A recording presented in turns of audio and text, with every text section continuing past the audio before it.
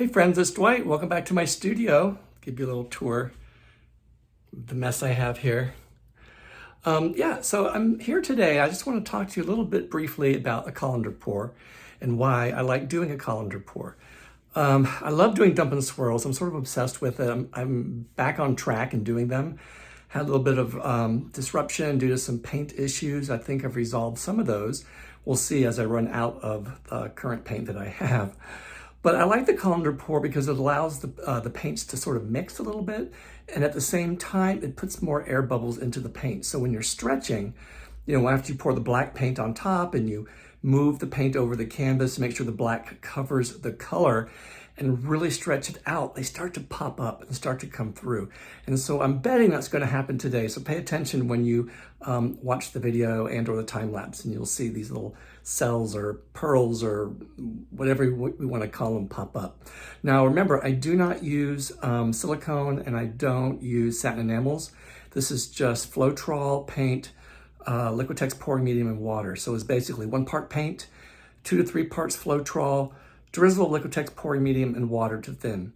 I don't measure it precisely. I pretty much am doing this long enough that I kind of just pour it all together and mix it up. My biggest thing is the consistency, making sure that it's thin enough to create beautiful paintings and cells. So you just want to make sure that all your paints, the best you can, are the same consistency. So that way they'll work well together. Okay, I'm blabbering here. I'm using Arteza brands. You'll see in just a moment, and we'll get started and hope you enjoy. Hey friends, it's Dwight. We're back in the studio. I'm going to be working on a repurposed 24 by 36 canvas. And like the other pour I did the other day, I'm going to be using all Arteza brand paints except for my black and white, which is Artist Loft Soft Body White and Black. So this is just Prussian blue. I wanted some deep dark color in here with all these pastels. So it's just the tube there. And then this pearl turquoise, which I think is a really pretty blue. And then this pink, it's like bubblegum pink. I haven't used this before, so we'll see how that plays. And then I have this lilac, which is a pretty, sort of a light pink. So yeah, we're gonna do a colander pour. So I'm going to start with white on the bottom and layer them sort of close together so I can have a lot of mixture of the colors. So hold on, let me move the paints out of the way and get them stirred up to their, final consistency, and we'll get started.